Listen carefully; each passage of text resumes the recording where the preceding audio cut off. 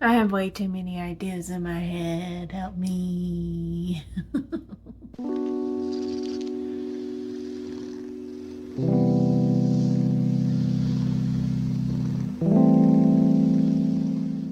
So many ideas, so little time. Hi, my name's Alyssa Lasley, and I'm writing a book. And last time I talked to you guys, I was talking about Leave of the Night, and it was my author 2 intro. Well, I decided that I love the characters of Leave of the Night too much to make it my first book. Yeah, you heard that right.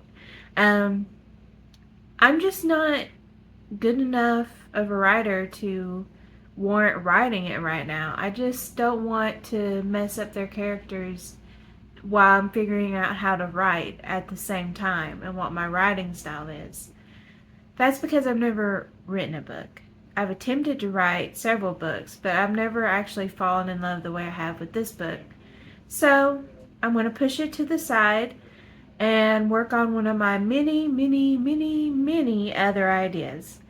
And this one is, and make no mistake, even if I am using it as my writing fodder a little bit, I'm not any less putting in any less effort. I am putting all my all into it, and it will be a decent book.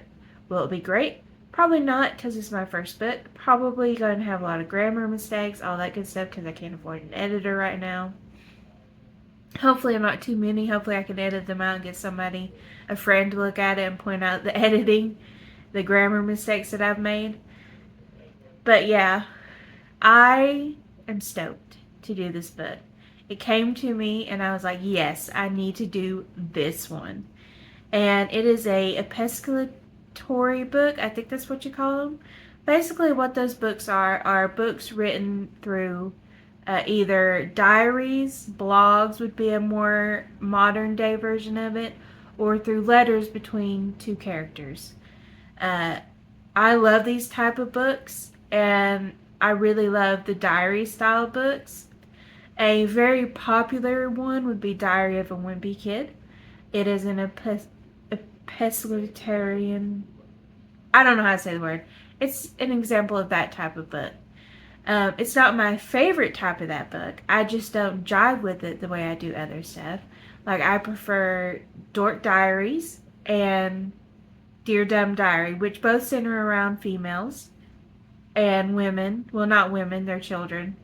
Girls would be a better word for it. And I really love the way that they write these girls and how they're very relatable and funny and things like that. Anyway, back to what I'm doing.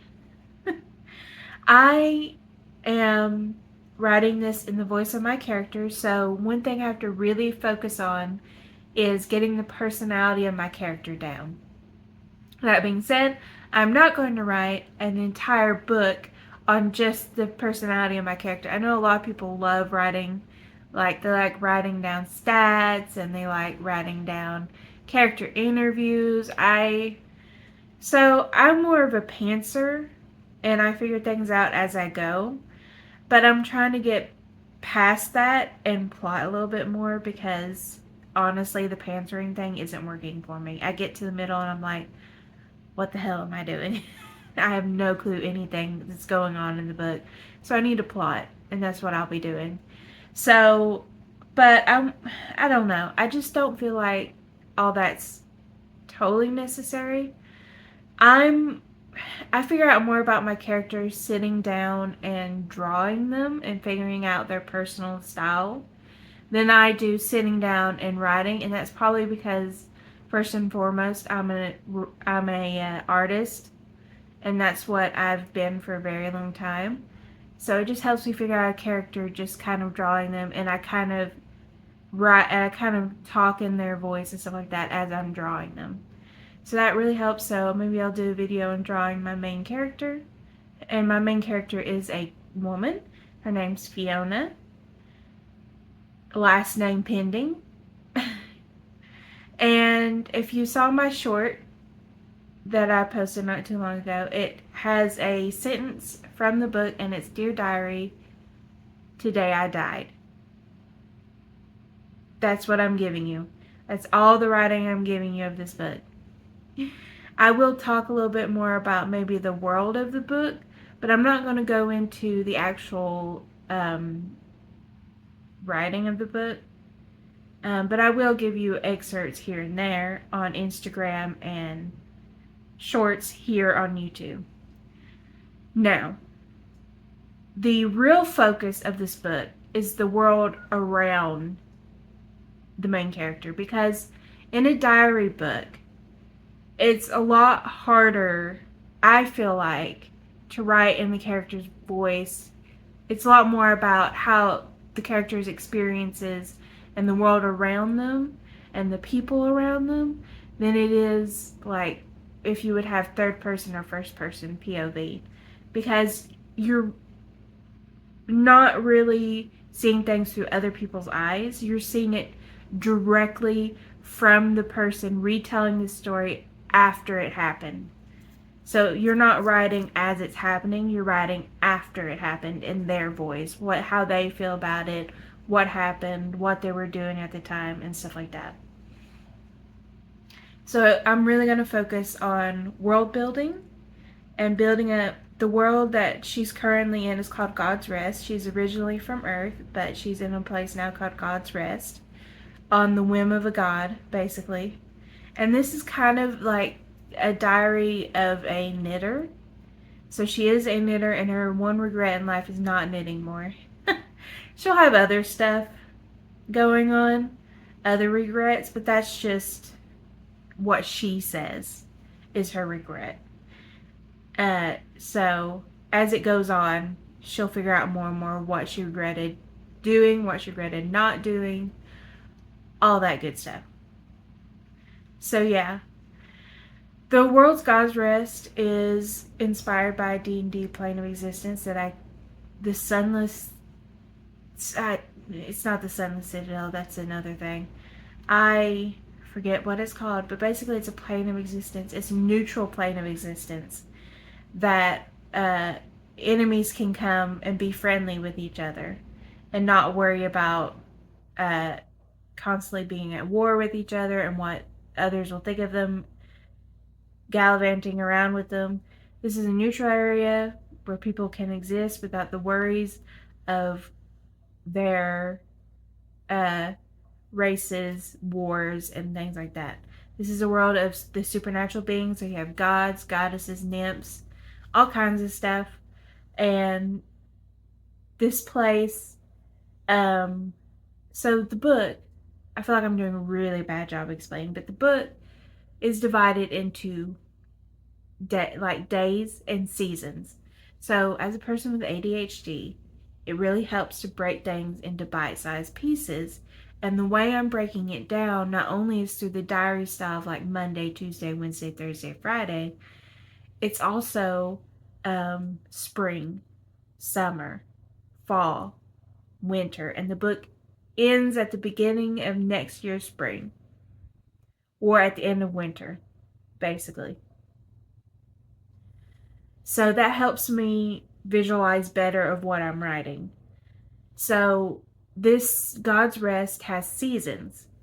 And you would think, well, if they can have this plane of existence be anything they want, why wouldn't they just have good weather always?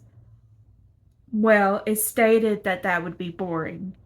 That would be boring as all hell for the people living in this plane of existence. So they have seasons, they have bad weather, although not disastrous weather. They just have, rainy days, thunderstorms, snowstorms, being snowed in, because they want to experience these things and experience the feeling of time passing.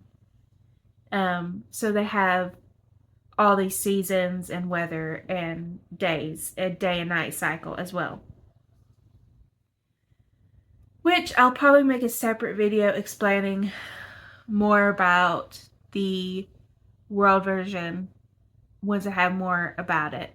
But basically, the day and night cycle, there are different shops open during the day and there are different shops open during the night, and each season carries a different shops. So some shops that will be there in spring will not be there in summer. This is so they can have more shops and have it be fair to people, because this plane of existence um, obviously can only have so many shops and so many shop owners there to make it fair. So basically, they divide up into seasons, um, and they come. And this basically, this is like a holding place. People rarely actually live in this plane of existence. They usually live in other planes of existence, and they visit this plane because it's in between worlds, kind of. So you have to kind of be a planeswalker to get here. So my character kind of is like the one of the few people who live in this in between place for now. It's like a placeholder place for her. And I'm not going to go into the reason why, because that would kind of spoil some of my books. But yeah, so she'll experience. So in this book, there'll be day, night. You can sleep, eat if you want, all that good stuff. There are cafes, there are beauty salons, all sorts of things to make life fun for people who may not necessarily need those experiences but want those experiences. Like gods and goddesses technically don't need to eat, they don't need to sleep, they don't need uh they don't need really need their hair cut or anything like that. They just like experiencing these things, so they'll go to this plane of existence to experience this. And then other people from planes of existence who do need these things come here to experience the one of a kind shops that are here. So yeah, I have a lot about the world already written, which is strange for me. So I'm really excited about the world. I just need to figure out how I'm going to preference that in a book. So yeah, where the world is more the focus than the character is. I'll figure that out.